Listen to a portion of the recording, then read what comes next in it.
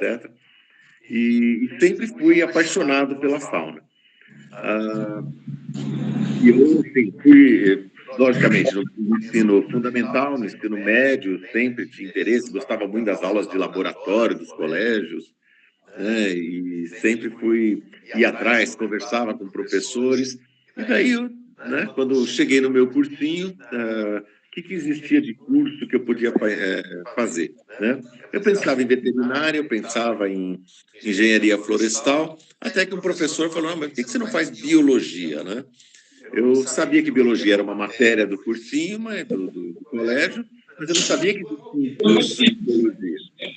E daí eu fui atrás, uma amiga minha, que era bióloga, né, uma amiga mais velha, ela me levou para conhecer a universidade, me apaixonei, fiz o vestibular e passei logo de primeira tentativa, logicamente, dentro do curso de biologia aqui da Universidade Federal, né?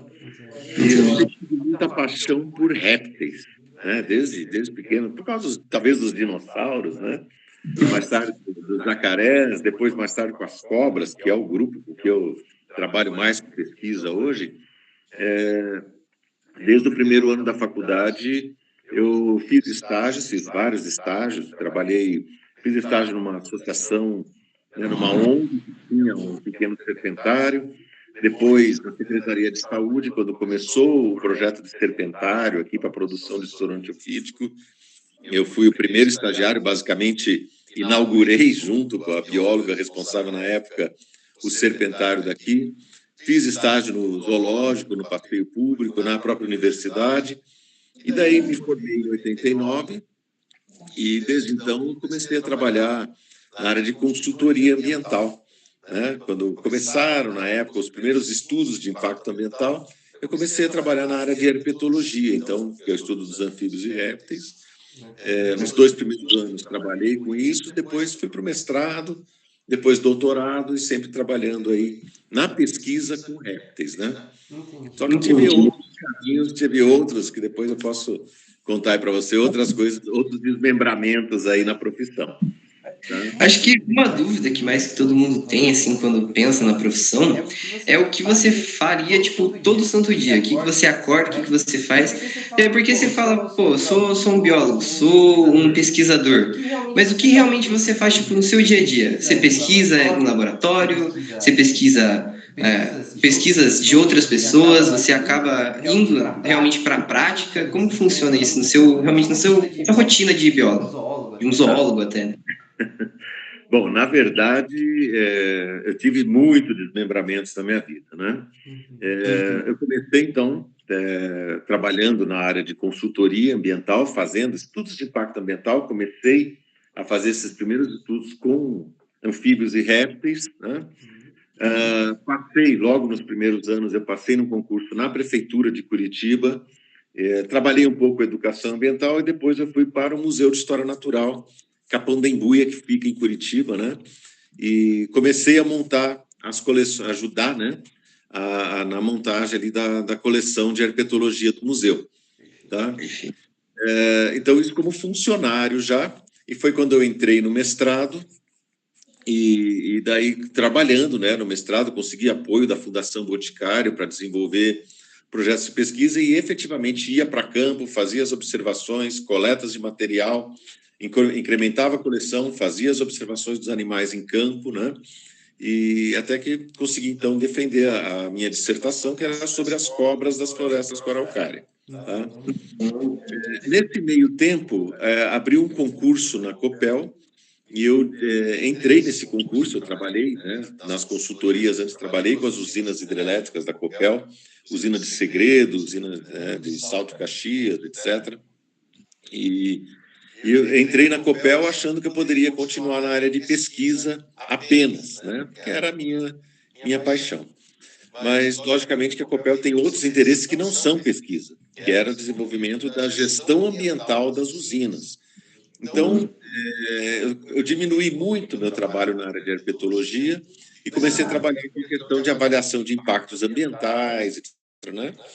Mas daí não apenas com herpetologia, daí abrangendo um mundo maior. né, que era tanto a zoologia como um todo, vários grupos animais, quanto a botânica, quanto o meio físico, né, então, qualidade da água, qualidade do ar, etc., e até meio socioeconômico, até entendendo como é que funcionava aí as questões do meio socioeconômico. Comecei a coordenar estudos de impacto ambiental.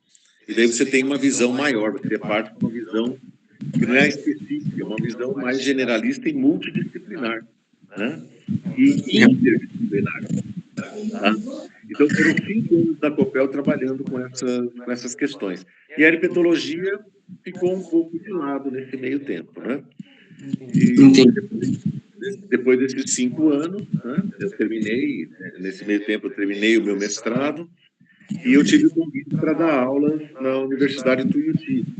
E lá participei de uma seleção, e eu entrei dando aula na Tuiuti sobre avaliação de impactos ambientais. Pelo seu próprio trabalho e pelo seu próprio princípio. Eu vejo que, pelo menos aqui, pelo menos no Paraná, não é muito falado. Você vê muito das queimadas, muito das enchentes, mas você acha que no estado, você acha que é bem divulgado, bem comentado ao povo como funciona o trabalho que você, pessoalmente, exerce em tantas vertentes, ou acho que ainda é mal elaborado pela população? Olha, o biólogo tem vou chamar de estigma, tá? Ou seja, quando o biólogo sempre é chamado para a mídia, pois é para um trabalho sensacionalista, tá? Então, isso é uma questão muito importante. Ou seja, você vai num Globo Repórter, parece que o biólogo é aquele ser totalmente à parte da sociedade, tá? A mídia fez isso e os biólogos fizeram isso. Ou seja, eles criaram uma imagem, né, de ter aquele bicho grilo, né, aquele cara que é a parte da sociedade, que é totalmente, né, desvinculado das realidades, certo? E isso é muito perigoso, tá? Por quê? Primeiro, você não cria uma credibilidade daquilo que você faz, tá? Então, como eu trabalhei muito com engenheiros, economistas, né, políticos, etc., né?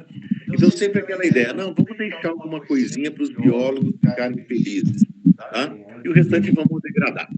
Tá? Isso é extremamente perigoso, né, para a questão da gestão ambiental.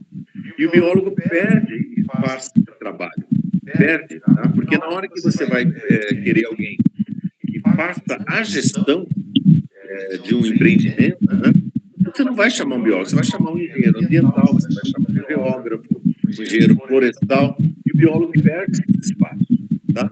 Por causa de uma visão que ele quis passar para a sociedade a princípio, né? E hoje ele perdeu essas posições. Então, não é divulgado. Eu acho que o biólogo tem que mudar essa visão, ele tem que se mostrar como um profissional, não como um amador. Acho que isso é muito mais importante do que você pensar em trabalhinhos de educação ambiental, que tem que tirar, então, é extremamente importante, né? Mas a educação ambiental tem que ser repensada. A educação ambiental não é só para estudantes que estão ali no ensino fundamental, médio, ou só para a população. Tem que fazer educação ambiental para grandes empresários, para engenheiros, você tem que trabalhar com educação ambiental nas esferas mais altas da sociedade. Não tem como fugir de política. Você já se viu muito ligado à política, ou você ainda se preserva a sua área de pesquisa, ou você ainda se posiciona, vamos colocar assim? A minha pesquisa é meu hobby, tá? Meu dia a dia, profissional, respondendo aquela tua pergunta, é diretamente dentro da política e dos empresários, tá?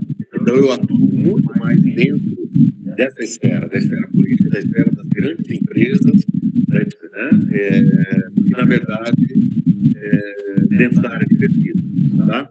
Ou seja, eu faço outros trabalhos, às vezes, gasto pessoal muito grande, para que eu possa ter o que pesquisar depois. A pesquisa, às vezes, ela é muito importante, mas se a gente pesquisar para não estar resolvendo um problema, não está fazendo a própria função de um biólogo, até uma função do zoólogo, de qualquer profissão que você vá. Eu, particularmente, me interesso pela ecologia, onde você o impacto ambiental e o impacto humano é inevitável. Mas você preservar, você diminuir reduzir esse problema é fundamental para o nosso país, para o nosso planeta continuar vivendo. Então, a política, a gente não consegue fugir dela nem da biologia com pesquisa, a gente sempre vai estar ligado com isso. E você se interessa por uma outra área hoje em dia? Algo que tipo, você veja que talvez te agregue para essa pesquisa, até pela política, alguma área que te auxilie? Tá, bom, dentro do meu campo profissional, né? Então, meu trabalho é basicamente isso, gestão ambiental e, eventualmente, a pesquisa, né? Sempre que dá, publicando algumas coisas e tal, mas basicamente é isso. Na minha vida pessoal, eu tenho muitas outras motivações que casam um pouco com a coisa de obra, né? Uma delas é a música. Então, música é uma parte... Já estive mais vinculado, mas música é uma questão extremamente importante para mim, né? A natureza, ela é musical, tá? Então, quando você está na natureza, você tem que aprender a ouvir a natureza. Não apenas enxergar a natureza, respirar, mas ouvir a natureza, né? E isso tem música, é música, tá? Então, faz parte você ter essa sensibilidade, né? Então, a música é uma questão que eu gosto muito. As artes, de uma maneira geral, né? Então, eles têm objetivos, tá? Você começa com um objetivo geral, faz essa pergunta, para que eu quero saber isso, para você estabelecer os seus objetivos específicos e as suas metas, tá? Então, a hora que você tem um propósito disso, os seus objetivos ficam mais claros, né? E você consegue desenvolver, você consegue mostrar a importância do seu trabalho, tá? E você consegue mostrar até para você mesmo, certo? O propósito é uma coisa que vai dizer a você mesmo, ou seja, eu sei que é importante eu estudar o passarinho tal na área, né? Porque é uma espécie de indicador, é uma espécie de isso, aquilo, certo? Faz parte do contexto maior e assim por diante, tá? Então, o propósito é a questão mais essencial em tudo que você for fazer, em qualquer área de conhecimento. Não apenas na biologia, tá? Qualquer hoje em dia o que mais se vê é biólogo é professor, ou biólogo vai para licenciatura, quase não se vê muito do bacharel. E acho que até, agora fugindo bastante aqui da nossa conversa, assim, o que você diria para um estudante de biologia, alguém que está... Não vou nem colocar a biologia, vou colocar uma área da saúde. O que você diria para esse calouro, o que ele faria para ir e conseguir uma carreira excepcional ali na sua área, dos seus sonhos, qual seja? Acho que foi você um pouco repetitivo aqui, tá? Primeiro, vá atrás do que teu olho brilha, tá? Então, vá atrás do que teu olho brilha, certo? Então, defina, né? O que você quer, o que você gosta. Eu não consigo definir isso agora. Tudo bem, vá conhecendo as áreas até que isso daí apareça para você, tá? Segundo, não se limite a uma única área, tá? Eu acho que você tem que, foi o que aconteceu comigo, você tem que enxergar outras habilidades e outras áreas de conhecimento. Não fique tão focado apenas naquilo que você gosta, né? É importante você conversar com outros profissionais de outras áreas, entender essas visões e tentar ter uma visão, formar uma visão de mundo mais abrangente, tá? Eu acho que isso é essencial, certo?